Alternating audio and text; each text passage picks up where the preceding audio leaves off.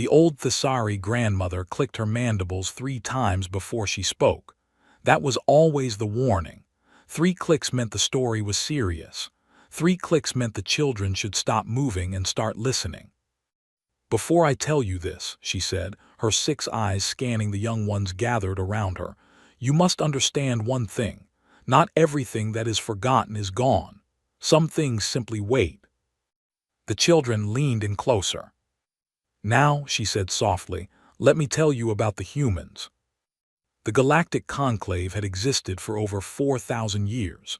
It was not a perfect thing. It was loud and slow and full of arguments that lasted longer than some species had been alive. But it worked. More than 200 sapient species sat under its banner, and for all its noise, it had kept the galaxy from tearing itself apart for a very long time. Every species in the conclave had a history.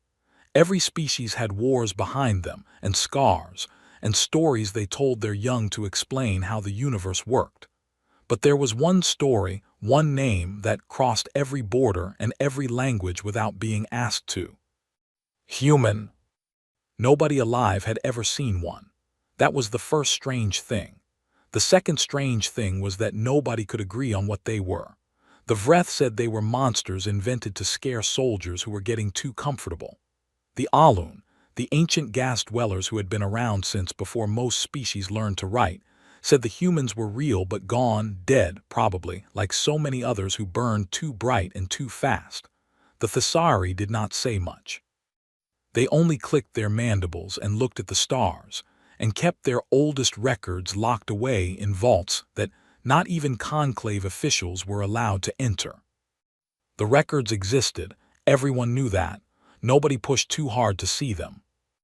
In the conclave's grand chamber on the station called Saul, a session was underway. The chamber was a massive circular room with tiered seating that curved all the way up to a ceiling so high it was lost in shadow. Hundreds of species sat in their designated sections. Translators hummed. Lights blinked in the corners where the live broadcast was being recorded for the rest of the galaxy to watch later. The topic was border disputes in the outer spur. It was, as most border disputes were, deeply boring. And then someone mentioned the word. It was a small delegate from a minor trading species called the Fenari. He was nervous, and he was trying to make a point about uncharted space, and he said, almost by accident, that some of his people's older navigational charts marked a certain region with a warning symbol, and that the symbol was the old code for human territory. The chamber went quiet. Then it erupted. Vale Kreth, High Commander of the Vreth Dominion, rose from his seat. He was large even by Vreth standards. His armor was black and polished. His eyes were the color of old copper, and they had never once, in his 40 years of military service, shown anything that could be called fear. "Are we truly doing this?" he said. His voice carried without effort. The chamber quieted again, not out of respect exactly, but because the Vreth Dominion had 700 warships and Vale Kreth was the one who decided where they pointed. "Every few years," he continued, "someone finds an old chart or an old story or a cave painting on some forgotten moon, and we spend 3 days talking about humans, creatures with no carapace, no venom, no hive mind, a lifespan so short it is almost insulting." He let that sit for a moment. "My soldiers tell their hatchlings about humans to make them behave. That is the appropriate level of seriousness we should give this topic." A few species laughed, several others did not. From the far left of the chamber, in the soft blue light that the Thesari preferred, Ambassador SSI Orin rose slowly. She was old. Her carapace had gone pale at the edges and her movements were careful, but her voice was steady. "High Commander," she said, "with respect, the Vreth Dominion is 400 years old. The Thesari have been keeping records for 3,000, and our records do not describe humans as a bedtime story." She paused. "They describe them as a species we met briefly and then lost contact with, a species that was, by every measure we had, remarkable." "Remarkable," Vale Kreth repeated, as if tasting something unpleasant. "In what way?" SSI Oren looked at him for a long moment, in ways that are difficult to explain to someone who has never read the accounts, she said, and she sat back down. That night, or what passed for night on Varath Saul, since the station simply dimmed its lights on a schedule, SSI Oren sat alone in the Thessari delegation's private room and read from her personal archive. The records were old. Some of them were so old the formatting had degraded and parts of the text were missing. But the core of them was intact, and she had read them so many times that she could have recited large portions from memory. The first confirmed Thessari contact with a human vessel had occurred 312 years ago. A research ship called the Gentle Steppe had been doing survey work in an uncharted region, near what the charts now called the Orion Spur, when it encountered a vessel unlike anything in any known registry. The vessel was smaller than expected. It moved in ways that the Gentle Steppe's crew found confusing. Not erratic exactly, but different, like the pilot was thinking about movement in a way that didn't match how anyone else thought about it. The crew of the Gentle Steppe had been frightened. Their captain, a careful and experienced explorer named Thessarinal, had ordered them to hold position and begin translation protocols. What happened next was in the record, written in Thessarinal's own hand. The vessel responded immediately. Before our protocols were even finished, they were already trying to talk to us. Not with weapons, not with warnings, they were, and I'm not sure how else to write this, excited. They seemed genuinely happy to find us. One of them, who later told us his name was something we could not fully pronounce but who accepted the name Marco, spent 6 hours talking to our linguist. He asked questions constantly. He wanted to know everything. Where we were from, what we ate, whether we had music, whether our young were born live or hatched from eggs. He laughed a great deal. I did not always understand what was funny. SSI Oren had always loved that part.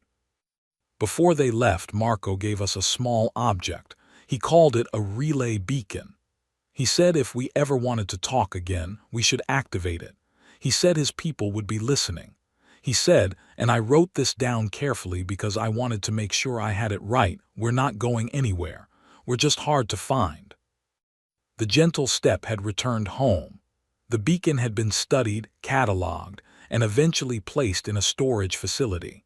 Attempts to activate it over the following decades had produced no response.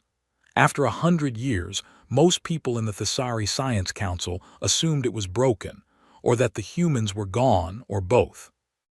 The beacon had been moved to a research outpost near the Orion Spur 30 years ago, partly for historical study, and partly because nobody quite wanted to throw it away. SSI Oren set down the archive and looked at the wall. She thought about what Vale Kreth had said, no carapace, no venom, no hive mind. She thought about how Thessarinal had described Marco's eyes. He looked at everything like he was seeing it for the first time and couldn't believe his luck. She thought about the beacon, sitting in a research outpost, quiet for 300 years. She wondered, not for the first time, if quiet was the same as silent. The next morning, she received a message from the outpost. It was short. The researcher who sent it sounded like she was trying very hard to stay calm and not entirely succeeding. Ambassador, the beacon is active, something answered. SSI Oren read the message twice. Then she read it a third time.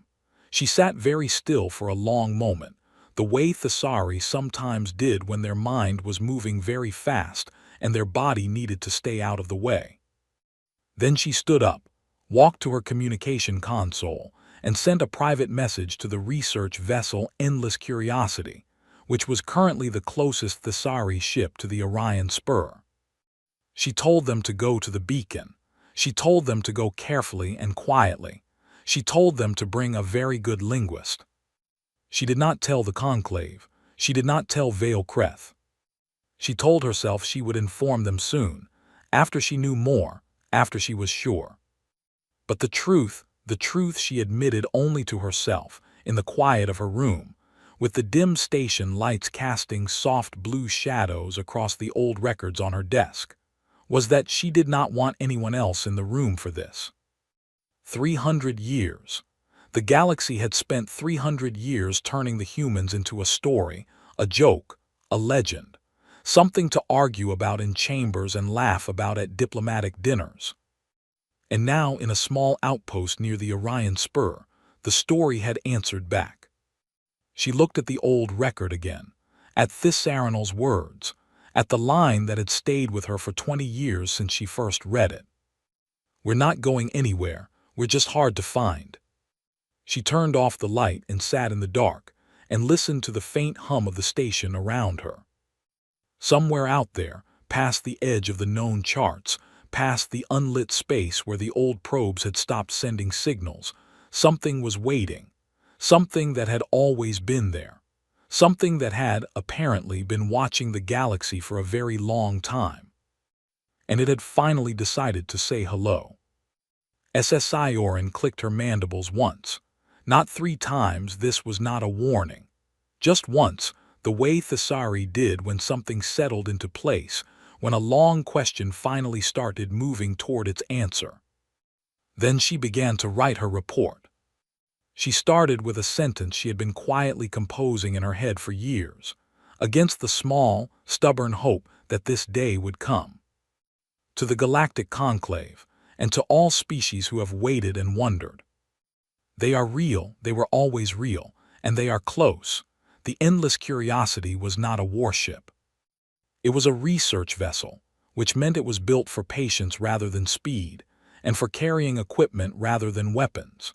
It had a crew of 22, a very large archive section, and a kitchen that the crew complained about constantly but secretly appreciated because the head cook, a young Thesari named Velisan, was quietly excellent at his job. The ship's chief xenobiologist was named SSI Theranal. She was the ambassador's niece, though she rarely mentioned it because she preferred people to think she had gotten her position through talent, which she had. She was precise, careful, and deeply curious about everything, qualities that served a xenobiologist well. She had spent 11 years studying species that the conclave had already catalogued, and she had always quietly hoped that one day she would find something new. She had not imagined it would be this. The endless curiosity dropped out of faster-than-light travel at the coordinates her aunt had sent, near the edge of the Orion Spur, where the star maps got thin, and the notations mostly said things like unverified and survey incomplete, and in a few places, simply unknown. For a moment, the view screen showed nothing but stars, and the distant curve of a dust nebula that glowed faintly orange. Then the ship's detection system made a sound it had never made before, not an alarm exactly, more like a surprised chirp, and every screen on the bridge lit up with data. There was a vessel out there. It was not in any registry. It did not match any known configuration. It was roughly comparable in size to the endless curiosity, maybe a little longer, with a shape that was smooth and rounded in some places and angular in others in a way that felt slightly random, like the designers had made decisions based on what worked rather than what looked impressive. It was painted in 2 colors, a deep gray blue on most of the hull, with panels of warm white near the front. On the side, in large, clean lettering, were symbols that the ship's translation system chewed on for a few seconds before producing a tentative result. ISV pale blue. And below the name, a small circular image, blue and white swirls, a sphere, unmistakably a planet. SSI Theranal stood very still at her console. Her 6 secondary eyes, the small ones along her temples that usually tracked background information, had all turned toward the view screen on their own. Her main eyes hadn't blinked. "They're hailing us," said the communications officer, a young male named Athen, in a voice that sounded like he was reporting something perfectly routine while his entire body disagreed. "Open the channel," SSI Theranal said. The screen split. On one half the pale blue floated against the stars, on the other half a face. The first human that SSI Theranal ever saw was a woman of medium height with brown skin, dark hair pulled back from her face, and eyes the color of deep water. She was wearing a uniform, practical, not decorative, and she had an expression on her face that SSI Theranol would later spend a long time trying to describe accurately in her notes.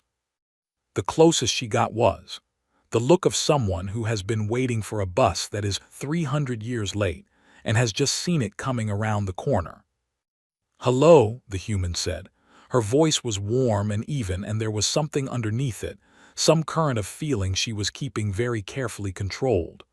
"My name is Captain Alina Vasquez. I am from Earth." She paused. "I imagine you have some questions." The first 6 hours were a kind of controlled chaos. Both ships matched velocity and drifted alongside each other while their translation systems worked, compared notes, and worked some more. It turned out that the humans had been collecting Thesari language data for a long time. The translation from their end was, startlingly, almost perfect.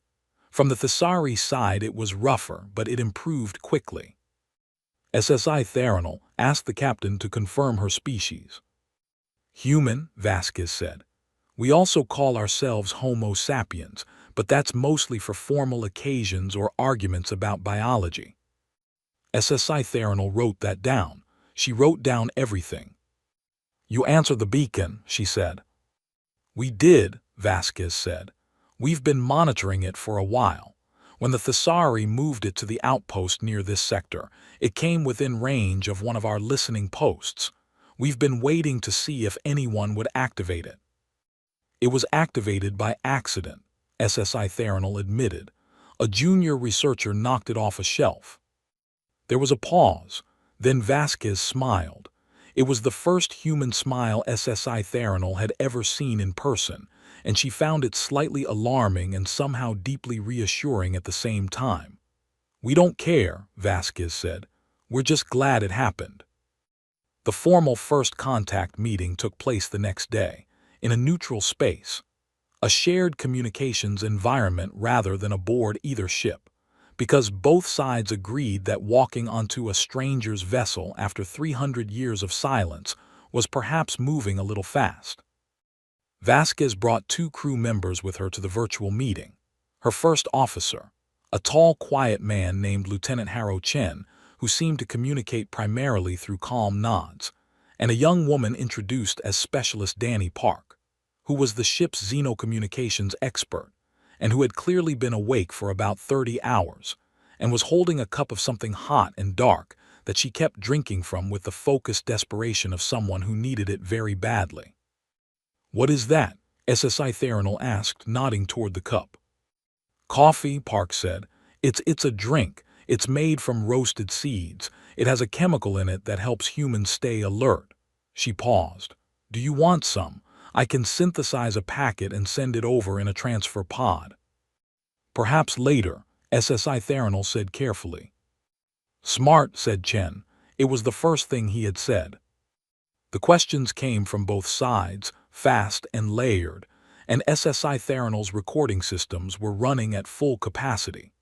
But the answers that mattered most, the answers that changed everything, came when SSI Theranol finally asked the question she had been building toward since the moment the screen came on.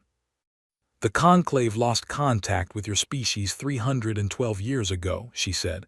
"A probe malfunction. It was assumed by most that your world was gone." She paused. "What happened?" Vasquez set down the object she had been holding, a small flat rectangle that she occasionally looked at, which appeared to be a personal data device, and gave SSI Theranol her full attention. "The probe didn't malfunction," she said. "We turned it off." Silence. "You turned it off," SSI Theranol repeated.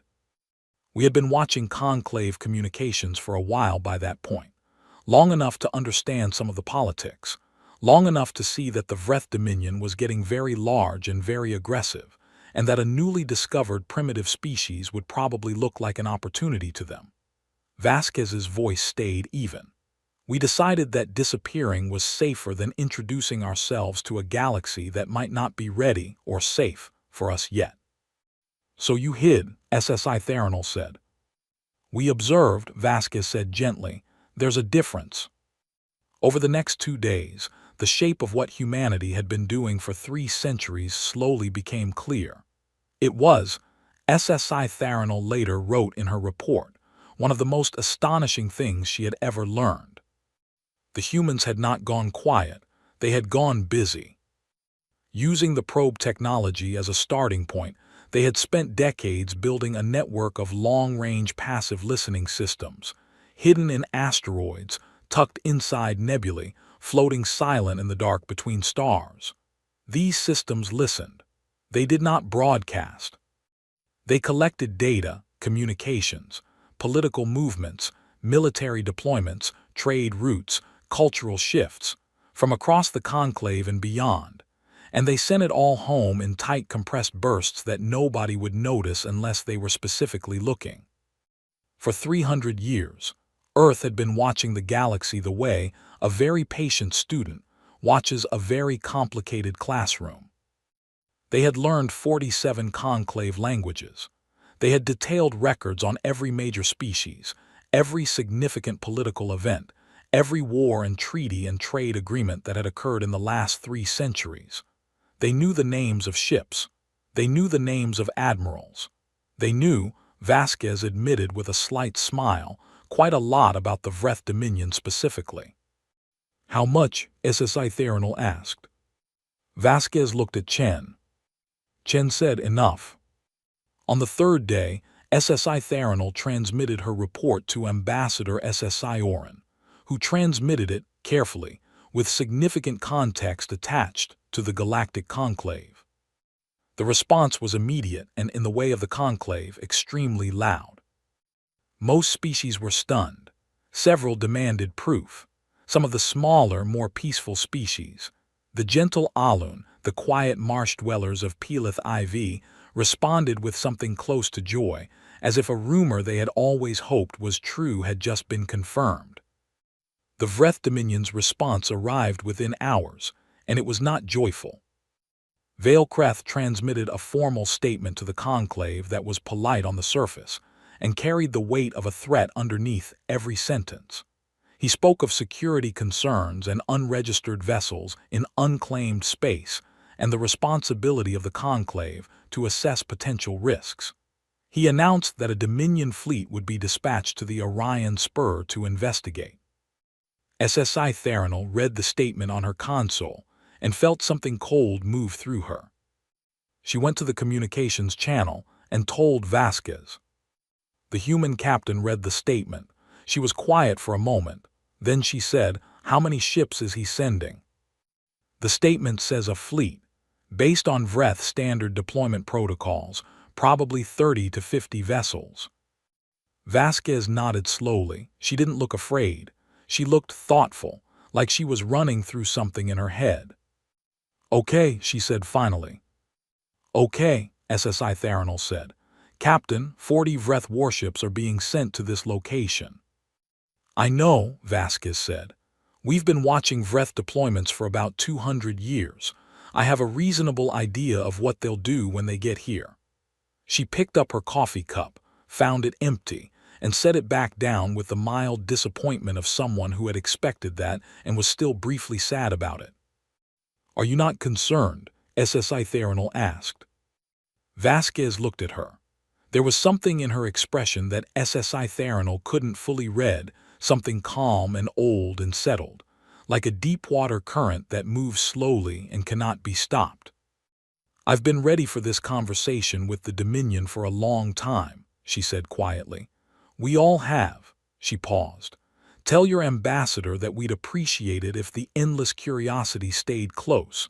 Having a Thessari ship nearby when they arrive will help." "Help how?" SSI Tharanol asked. "It'll remind them," Vasquez said simply, "that this isn't just between us and them." SSI Tharanol wrote that down. Then she looked out the view screen at the pale blue, floating quiet against the stars, its running lights blinking in that strange, cheerful pattern that she had asked about and been told was called festive, for reasons the captain had explained, but that SSI Tharanol was still thinking about. She thought about Thissaranol's old record, about the line that the ambassador kept in her private archive. We're not going anywhere, we're just hard to find. She thought they had been found, but she was beginning to understand, slowly, the way understanding sometimes comes, that being found was not the same as being known, and that she had only just started to learn who these people really were. Outside, the stars were very still. Somewhere in the dark, moving without any visible hurry, 40 Vreth warships were on their way. The pale blue kept blinking its festive lights. SSI Theranel went to find Velisan and asked him to make her something warm to drink. She had a feeling it was going to be a long few days. Admiral Dunverk had been in the Vreth military for 37 years.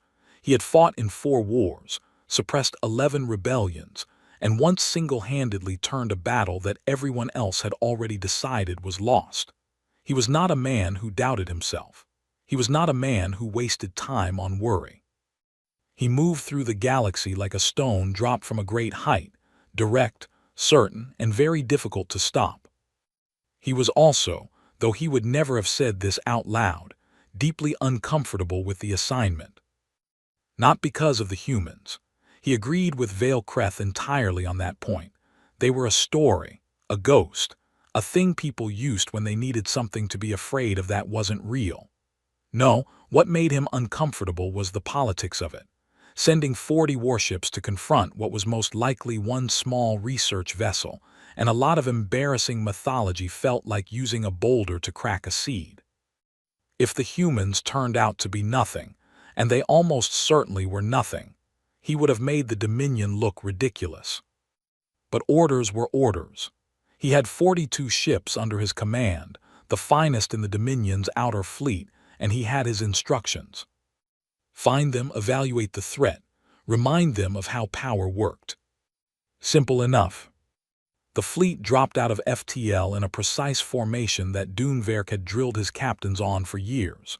A wide crescent, every ship in its place, weapons systems warm but not active. It was a posture that said, we are strong and we are here and you should make your decisions accordingly. He had used it many times. It worked. For a moment the viewscreen showed him exactly what he expected, empty space, a distant nebula, some unremarkable stars. Then the sensors gave him the 2 ships. One was the Endless Curiosity, a Thessari research vessel he had already pulled records on during the journey. The other was the human ship, the Pale Blue. He stared at it. He was not sure what he had expected, something more perhaps. It was smaller than he had imagined. It had no visible weapon systems. It was painted in gray, blue, and white, and along its hull, he zoomed the visual feed, there were lights. Small, colorful lights, blinking in a cheerful, rhythmic pattern that had absolutely no tactical significance whatsoever. One of his junior officers made a very quiet sound, not a laugh, something more confused than a laugh. "Open a channel," Dunverk said. Then, before his communications officer could respond, something came through on the channel on its own, not words but sound. A transmission from the human ship, on an open frequency. Music, his system identified it as. Loud, aggressive, fast, built around a rhythm that hit like a physical thing, and a voice that was shouting something about a road and a destination. It took his translator 7 full seconds to process the lyrics, which was longer than it usually took for anything. The translation it returned was, "I am traveling on a path toward extreme conditions, and I find this acceptable." Dunverk blinked. "Get me the human captain," he said. Captain Vasquez appeared on the screen. She was sitting in what appeared to be her command chair, relaxed, one leg crossed over the other, with a cup of something hot in her hand. She looked at him the way you might look at someone who has knocked on your door, politely attentive, in no particular hurry. "Admiral," she said. She said it correctly, which meant she had already looked up his rank. "Welcome to the Orion Spur. I'm Captain Elena Vasquez of the ISV Pale Blue. Can I help you?" "You are operating in unclaimed space with an unregistered vessel," Dunverk said. "Under Conclave Treaty 741, all unregistered vessels are subject to Dominion inspection in Treaty 741 applies to commercial vessels operating within map trade corridors, Vasquez said pleasantly. We're in uncharted space, and we're not a commercial vessel, but I appreciate the citation. Doenwerk paused. In 37 years, nobody had interrupted him mid-treaty citation. He recalibrated. You represent a species with no standing in the conclave, no registered territory, and no diplomatic recognition.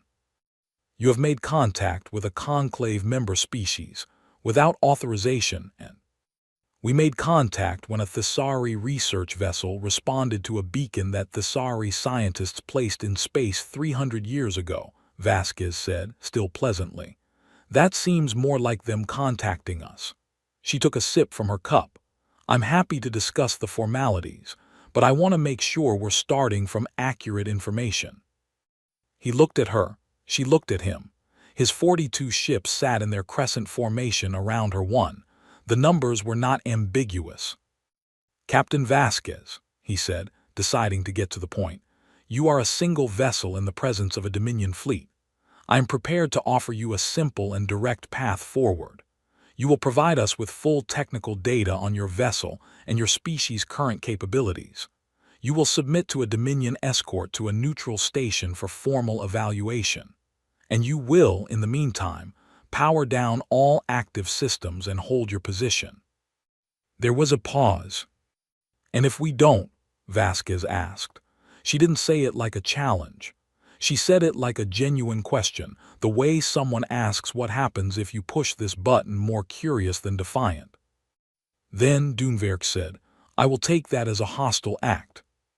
Vasquez looked at him for a moment, then she set down her cup. Admiral, I want to be honest with you because I think you're someone who respects straight talk. She leaned forward slightly. We've been watching Vreth military doctrine for about 200 years. We know how this conversation is supposed to go. You make a show of force, we're supposed to be scared, and then you get what you want. She paused. I'm not going to do that. Not because I'm being stubborn, but because I think there's a better conversation we could be having. Your opinion of what conversation we should be having is not relevant, Doenwerk said. Maybe not, Vasquez said. But before you make your next decision, Admiral, I'd like to show you something. For exactly 4 seconds, nothing happened. Then 6 ships decloaked. They appeared like a held breath suddenly released. One moment the space around the Vreth fleet was empty, and the next moment there were 6 vessels sitting in the gaps between his ships, close enough that his proximity alarms lit up like festival lights. Not outside the fleet, inside it, tucked into the formation as if they had been there the whole time, which his suddenly screaming sensor logs were informing him they had. His weapons officers reacted immediately, targeting systems locking on. His hand was already moving toward the command to fire. They're not warships, Vasquez said, very calmly into the open channel. He stopped. He looked at the sensor data. She was right. The 6 vessels were larger than the pale blue, but their configuration was wrong for combat. No weapon ports. Heavy shielding, yes, but the hull design was built for cargo and crew capacity, not firepower. They were, his analyst reported after a long, confused moment, logistics carriers, supply ships, the kind of vessels that followed a military fleet to keep it fed and fueled and repaired. Support ships had been sitting inside his combat formation for an unknown amount of time, and his sensors had not detected them once. Nobody in his fleet had. The bridge of the Vreth flagship was very quiet. Doenwerk found that he needed to breathe slowly and deliberately, which was not normally something he had to think about. Those are our support ships, Vasquez said. They're not armed. I sent them in ahead of time because I wanted you to understand something. Her voice was still calm and still even and still somehow not unkind. We're not the pale blue. The pale blue is just who came to talk, and those 6 ships, those are just the ones that keep the lights on. She paused, and when she continued, her voice had something very quiet and very serious under it. We didn't bring our warships, Admiral. We didn't think we'd need them. But if you want, I can have some here in about 4 hours. Doenwerk said nothing. He was thinking, very quickly, about what kind of fleet would bring logistics vessels to a first contact situation, not as a show of force, but as a demonstration. About what it meant that those 6 ships had sat inside his formation, invisible, for the entire approach. About what it meant that they had planned for this conversation far enough in advance to stage it. He was thinking about what kind of military does not bring its warships to this conversation, because it does not think it needs them. He was, and he identified the feeling slowly, because it was genuinely unfamiliar, afraid. Not of the ships, not even of the warships that might be 4 hours away.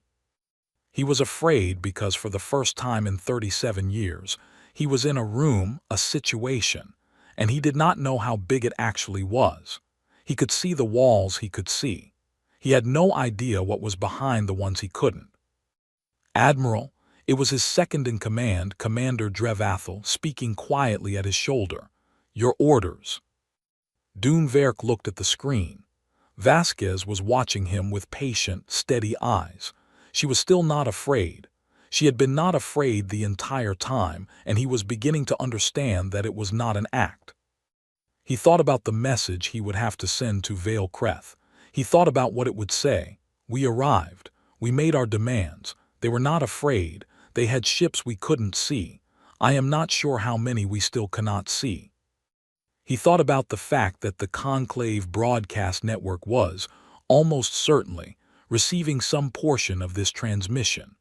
The Thessari ship was right there, and the Thessari were not known for keeping quiet when something important happened. Hold position, he said. Stand down targeting. He kept his voice perfectly level. We will return to Dominion space to report and await further instructions. On the screen, Vasquez nodded once. I think that's a good idea, she said. For what it's worth, Admiral, the offer to talk is open. It will stay open. We've waited 300 years already. We're not in a rush. He cut the channel. The bridge was silent for a long moment. She said 4 hours, his analyst said carefully, for warships. I heard her, Doenverk said. Do you think that's accurate? Doenverk looked at the empty space where the 6 cloaked ships had been sitting, completely invisible for the entire time. He thought about the answer. He thought about how, an hour ago, he would have said that none of this was real. Yes, he said quietly, I think it is accurate. He turned away from the screen and began composing his report to the High Council. It was going to be a difficult message to write. He had delivered bad news before, many times, but this was different. This was not bad news. This was a new kind of news entirely, the kind that changed the shape of things, the kind that, once received, could not be unreceived. He started with the only sentence that felt honest. They are real, and I believe we have made a significant mistake in our assumptions. Outside, the Vreth fleet began its quiet, orderly retreat. Behind them, the pale blue floated in the dark, its small festive lights still blinking, patient and unhurried, as if it had all the time in the world. Which, it was becoming increasingly clear to everyone who had been watching, it did. The recording of Admiral Doenverk's retreat was, as SSI Theranol had expected, broadcast across the conclave network within hours of it happening. She had not been the one who leaked it. She would not confirm whether she knew who did. What she would say, later, in her official account, was that the recording spread the way things spread when an entire galaxy has been waiting for something without knowing it, fast and far, and with a kind of released energy that felt almost physical. Every species watched it. Most of them watched it more than once. The 6 ships decloaking inside the Vreth formation became the most replayed moment in conclave broadcast history. Analysts on 100 worlds watched it frame by frame, trying to understand how those ships had stayed invisible to 42 Vreth sensor arrays. They had no answer. The technology simply did not match anything in any database. The Thessari watched the recording quietly, with great dignity, and then went to their private rooms and made sounds that were the equivalent of very excited laughter. The Vreth Dominion issued a formal statement through the conclave that used the words unprovoked provocation and deliberate intimidation, an act of aggression. Most species read those words and then watched the recording again and found the statement difficult to take seriously. Vale Creth did not find it difficult to take seriously. He found it enraging. He called the High Council together 3 days after Duneverk's fleet returned to Dominion space. The council chamber was sealed. No outside observers. No broadcasts. "They humiliated us," he said. He did not shout. Vale Creth almost never shouted. His anger was a cold thing, controlled, like a weapon kept carefully in its case. In front of the entire conclave, a species we dismissed as mythology just demonstrated to every watching eye that our fleet is blind. "To their cloaking technology," said Council Member Drevkal, who was old and careful and usually right. "Not to conventional vessels." "Not to conventional vessels." Vale Creth repeated the phrase as if it tasted bad. "And if they have unconventional ones?" Nobody answered. "They are playing a game," Vale Creth said. "They want us to believe they are powerful. They want us to hesitate. That is what the cloaked ships were about, not combat capability but theater. A message." He looked around the table. "We do not respond to messages by sitting quietly. We respond with the Grand Armada." Drevkal said, carefully, "The Grand Armada has not been deployed in full since the Second Border War." "Correct," said Vale Creth. "Which means every species in the conclave will understand exactly what it means when we do."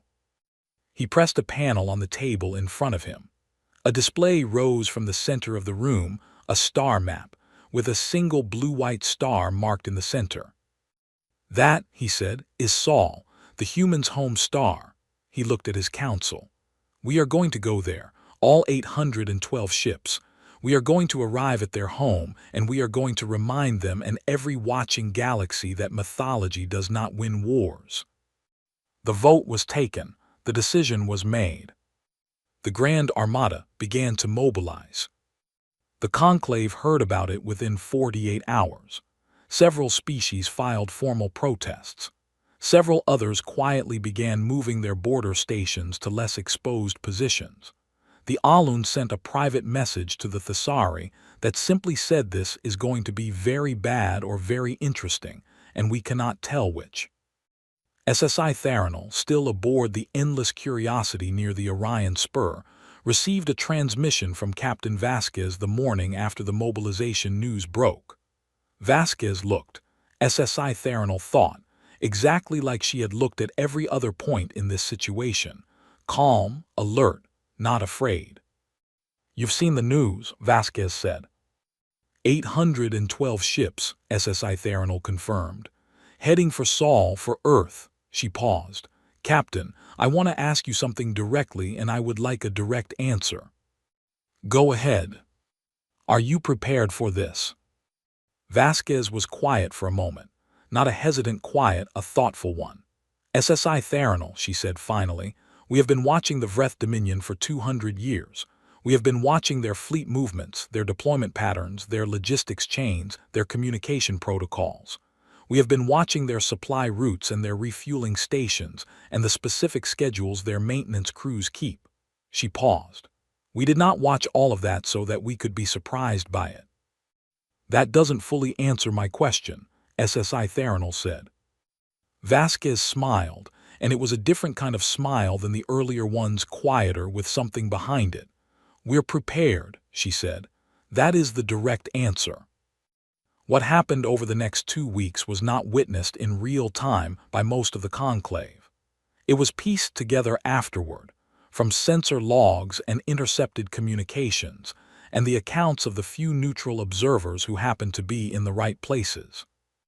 The first strange things began in Vreth Dominion space, before the Armada had even crossed the border. A supply depot near the Kersh system went offline. Its communications didn't stop, they just started saying strange things, reporting routine operations, while its actual output quietly fell to nothing. It was 3 days before anyone in the Dominion command structure noticed. Then a chain of communication relays in the outer Dominion territories began dropping, one by one, at intervals just long enough that each failure looked like a technical problem rather than a pattern. 3 Armada fuel carriers, traveling ahead of the main fleet to pre-position supplies along the route to Saul, simply stopped responding. They were found later, intact, crew unharmed, floating in the dark with their engines completely non-functional, and every single fuel reserve drained, not stolen, not vented, just transferred somewhere else through methods the engineers who inspected them could not initially explain. The Armada kept moving, but it was moving differently than it had been planned to, slower, rerouting around gaps, burning through reserves faster than expected. The careful, precise machine of Vreth military logistics was beginning to develop small, quiet holes. And nobody in the Vreth command structure could see the hands that were making them. The Grand Armada crossed into the Saul system on a morning that the crew of the Endless Curiosity, now repositioned at a safe observation distance, would remember for the rest of their lives. 812 ships. They came in formation, massive and dark and very real, the largest military force anyone in the conclave had ever assembled.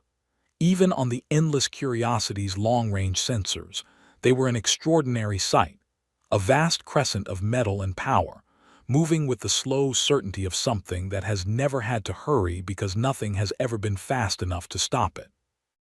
SSI Theranol stood at the viewscreen and felt something that she supposed was fear, and also something she couldn't quite name, a breathless, suspended feeling, like the moment before something long expected finally arrives. "Captain Vasquez," she said into the open channel, "the Armada is at the edge of the Saul system." "I see them," Vasquez said. She was not on the pale blue anymore. She was somewhere else, she had been vague about where, and her voice on the channel was steady and quiet. "Where is the human fleet?" SSI Theranol asked. "I'm not seeing." Then she stopped. On the long-range sensors, from behind the far side of Earth's moon, something was moving. Not one ship, not 6, a fleet, rising from the shadow of the moon with the slow, unhurried confidence of something that has been waiting a long time and is now, finally, done waiting. SSI Theranol had studied military vessels her entire career. She knew their shapes and sizes and configurations. She knew what a warship looked like, the angles built for deflecting fire, the reinforced hull sections, the weapon ports designed to be hard to spot from certain angles until they needed to be seen. The human warships were beautiful. That was not a word she used professionally, but it was the one that arrived in her mind and stayed there. They were large, larger than she had expected, and they moved with a smoothness that suggested the most extraordinary engineering, and they were built with an intent so clear and so total that even looking at them from a distance she could feel it. These ships had been built to win. In the Vreth Armada's command ship, Vailcreth watched the human fleet emerge and felt something he had told himself he would not feel.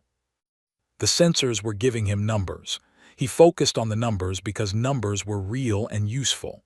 Human fleet, approximately 300 vessels. Armada, 812. The numbers were in his favor.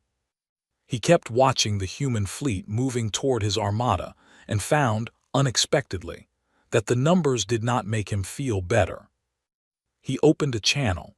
"Human vessels, you are facing the full Grand Armada of the Vreth Dominion. Stand down and withdraw, or we will."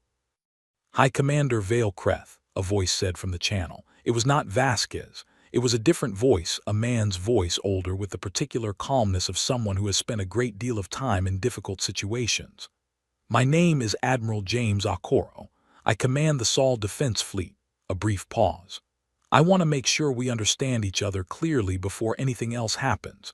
We are not going to stand down, we are not going to withdraw, and we are not going to fire first." Another pause, shorter. "But we will respond, and I want you to have seen that clearly so there's no confusion later about what happened here." Vailcreth said, "Your fleet is outnumbered nearly 3 to 1. Yes, said Okoro, I'm aware. The first engagement lasted 11 minutes. Later, analysts from 6 different species would spend years studying the sensor records of those 11 minutes, trying to fully understand what happened. The human fleet did not fight the way any known species fought. They did not charge or form lines or try to concentrate fire on single targets.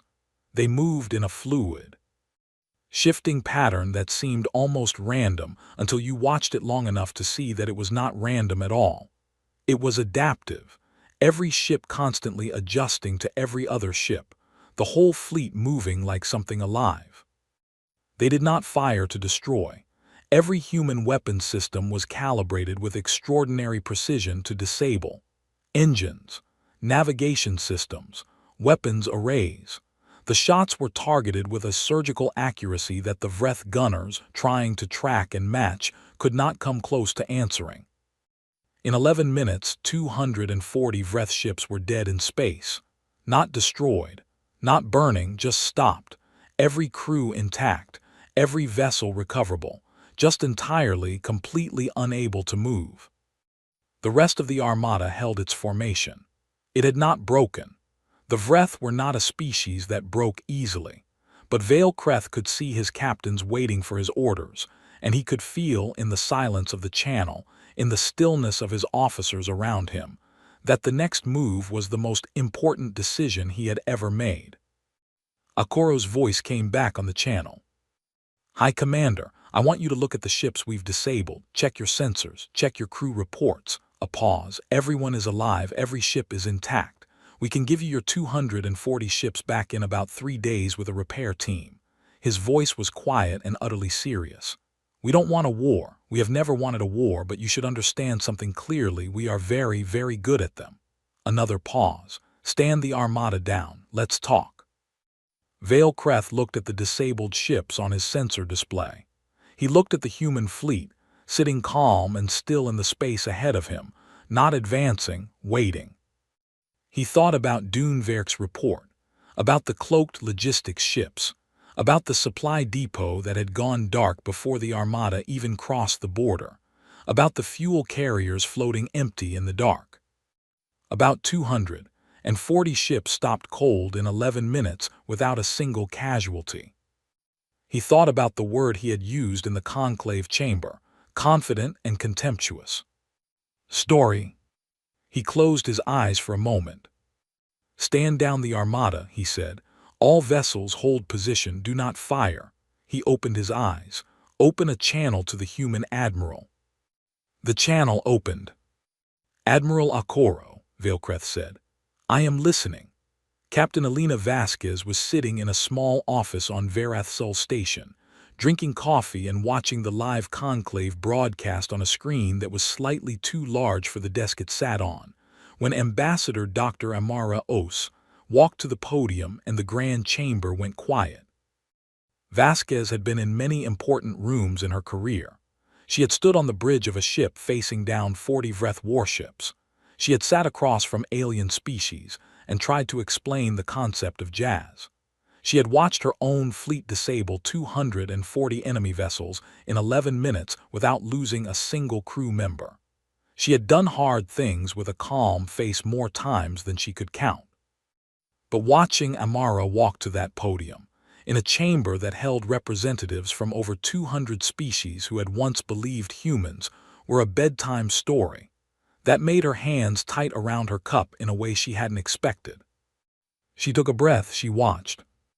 Dr. Amara Osai was 63 years old and had spent 40 of those years as a historian. She had studied the conclave long before humanity had officially reintroduced itself to it. She had read every intercepted communication, every political record, every cultural document that Earth's listening network had gathered over 3 centuries. She knew this room better than most of the people in it knew it. She had studied its history, its failures, its moments of extraordinary decency, and its long, complicated story of power and compromise. She was not nervous. Nervous was not the right word. She was present, fully, carefully present, the way you are when something matters and you know it. She stood at the podium for a moment before speaking. She looked at the room, at the hundreds of species looking back at her. At the Thessari delegation, where Ambassador Ssion sat with her mandibles perfectly still. At the Vreth section, where the seats were not empty because Veilcreth had come, and that mattered. At the smaller delegations in the upper tiers, species whose names most of the galaxy barely knew, watching with quiet, careful eyes. "My name is Dr. Amara Osei," she said. "I am the first formal ambassador of the United Earth Council to the Galactic Conclave." She paused. "And I want to start by saying something that I know might seem unusual for a diplomatic address." The chamber waited. "I want to say that we are sorry for the silence." In the small office, Vasquez set down her cup. "Not for hiding," Amara continued. "I won't apologize for protecting our people during a time when we didn't yet know if this galaxy was safe for us. That was a decision made carefully, and I believe it was right." She looked out at the chamber. "But 300 years is a long time to be absent, and in that time, things happened that we watch from a distance that we might have helped with if we had been here. Conflicts we might have helped resolve. Species that suffered under arrangements that more voices at the table might have changed." She paused, letting that settle. "We made a choice, and it was a reasonable choice, and it still costs something. I think it's important to say that plainly." The chamber was very quiet. "We are not here," she went on, "because we are the most powerful species in this room. I am aware that the events of the last several weeks have made our military capabilities very clear, and I am not going to pretend otherwise. But power is not why we are asking for a seat at this table." She looked across the room slowly, making sure she was speaking to all of it. "We are here because we are curious. Because 300 years of watching you, all of you, has made us want to be part of this, not just observers of it. Because we have made mistakes, as all of you have, and we have learned things, as all of you have, and we think we have something to contribute." She smiled, and it was a small, honest smile, not political, not calculated. "We also think you are all extraordinary," she said. "Every species in this room. We have spent 3 centuries studying you, and we are still not finished. We expect we never will be. That is, honestly, one of the best things we can say about you." The vote that followed was not, as SSI Theranil noted in her official report, a foregone conclusion. The Vreth Dominion abstained rather than voting yes. Veilcreth's delegation sat in silence while the count was read, and he did not look at the human section when the final number came up. But he had come. He had stayed. He had listened. After the ceasefire in the Saul system, he had returned to Dominion space and within a week requested a private channel with Admiral Okoro, not to negotiate surrender terms but to ask questions. Specific, careful questions about how the human fleet had managed what it managed. Okoro had answered them, all of them, clearly and without gloating. Veilcreth had not said thank you because that was not how Vreth operated, but he had said I understand, and from him in that moment, that meant the same thing. The Dominion itself was not unified. The ceasefire had cracked something that had already been cracking for a long time, not the Vreth people, but the system around them, the structure of authority that Veilcreth and the High Council represented. 3 client species at the Dominion's edge, smaller peoples who had been under Vreth authority for decades without much choice, sent quiet communications to the conclave and to the new human delegation within days of the Saul system stand-up. They asked, carefully and with great dignity, whether there were options they had not previously known about. It was Vasquez who handled those first conversations, not because she was the senior diplomat, that was Amara's role, but because she had been the first face most of the galaxy had associated with humanity, and because she had a way of sitting across from someone in a difficult situation and making them feel like the conversation was going somewhere good. She told the 3 species, in 3 separate conversations, the same thing, that options existed, that the conclave had mechanisms for exactly this kind of situation, and that the human delegation would support them in whatever direction they chose. She did not promise easy outcomes. She told them the truth about how complicated these processes were. All three species said they understood. All three said they wanted to proceed. Vale Kreth found out about those conversations within 2 days, because the Vreth had an excellent intelligence network. He sent a formal communication to the human delegation that was pointed and cold, and used the word interference several times. Vasquez wrote back, in a response that was almost equally formal but had something at the edges of it that was not cold at all. She wrote that humanity was not trying to destabilize the Dominion. She wrote that a Vreth Dominion that was stable, confident, and at peace with its neighbors was better for the whole galaxy, including Earth. She wrote that they had no interest in the Dominion's collapse, but also that they would always engage honestly with any species that asked for help. Then she wrote one more line that was not in the official diplomatic phrasing. "You came to the table when it mattered, High Commander. That is not nothing." He did not respond to that line specifically, but the tone of the next communication from the Dominion was slightly different.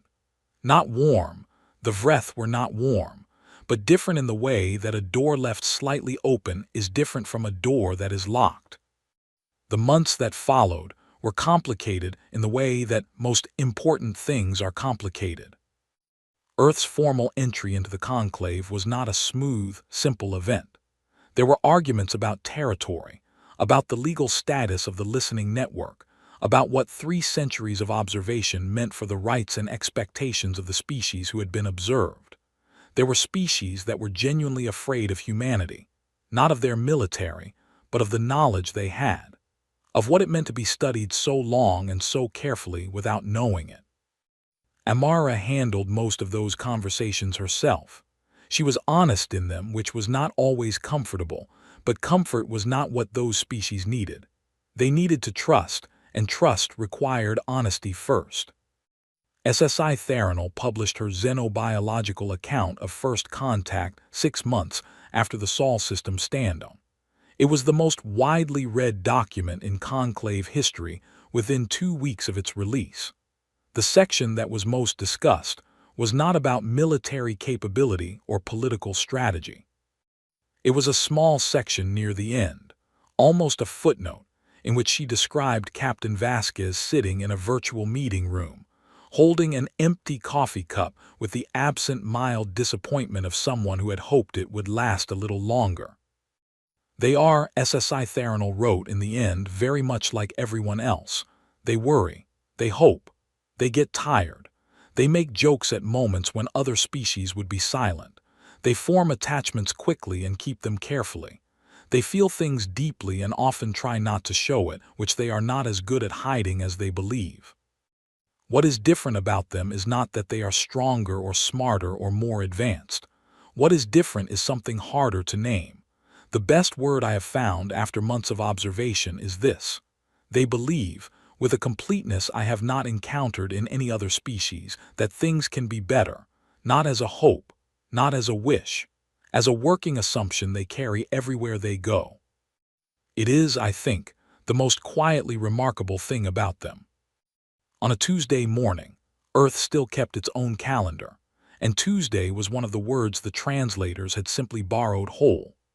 Vasquez sat on a bench outside the conclave's observation garden, which was a large pressurized space full of plants from 40 different worlds that had been given as gifts over the centuries, and now grew together in a beautiful, slightly chaotic tangle that no one had planned but everyone liked. HFY Theranal found her there and sat beside her. They did not talk for a while. They looked at the garden. "How are you?" HFY Theranal asked eventually. "Tired," Vasquez said. "Good tired, the kind that means something happened." HFY Theranal clicked her mandibles once, the soft click that meant yes, I understand. "He voted to abstain," Vasquez said. She didn't need to say the name. "I know," HFY Theranal said. "Is that what you wanted?" "An abstention is better than a no," Vasquez said. "A no is a wall, an abstention is a door." She paused. "We can work with a door." HFY Theranal looked at her. "You are a great deal of work as a species," she said. Vasquez laughed. It was a real laugh, warm and surprised, and it startled a small plant near the bench that rustled its leaves in response. "Yeah," she said, "we've been told." In the grand chamber, in the Vreth Observer's gallery, Vale Creth sat alone after the session and looked at the now empty podium where Dr. Amara Osai had stood. He thought about what she had said, about the silence, about the apology she had offered and the clarity with which she had offered it, without begging, without shame, simply as an honest accounting. He thought about 37 years of military service, and about all the stories he had dismissed, and about sitting in a fleet of 42 ships while 6 invisible vessels decloaked inside his formation like a quiet answer to a question he hadn't known he was asking. He thought about the word he had used, story. He thought about what it meant that the story had arrived, and had arrived like this, not with rage, not with revenge, not with a crushing display of all the power it had accumulated over 3 centuries of watching and waiting, but with a historian at a podium telling the truth. He did not know yet what the Dominion would do. The High Council was already arguing, and that argument would take a long time to resolve, and it might resolve badly. He was not optimistic by nature. But he was, he found, not certain it would resolve badly. And uncertainty, in a life built on certainty, felt strange. It felt, if he was completely honest with himself, like something had opened that he had not known was closed. He looked at the empty podium for a long time. Then he stood, straightened his uniform, and walked out of the chamber, not toward the ships, not toward the Dominion's secure communications array, but toward the small corridor that led to the conclave's public meeting rooms, where he had been told, through channels that required a certain amount of personal humility to use, that the human delegation was available for conversations. He walked slowly. He was not sure what he would say. He would think of something. Outside, through the station's viewing panels, the stars were the same stars they had always been. Steady, quiet, full of things that had always been there even when no one was looking. And somewhere among them, patient and unhurried and deeply, irreducibly itself, a species that the galaxy had once called a story was sitting down at the table, and finally, after 300 years, beginning to talk.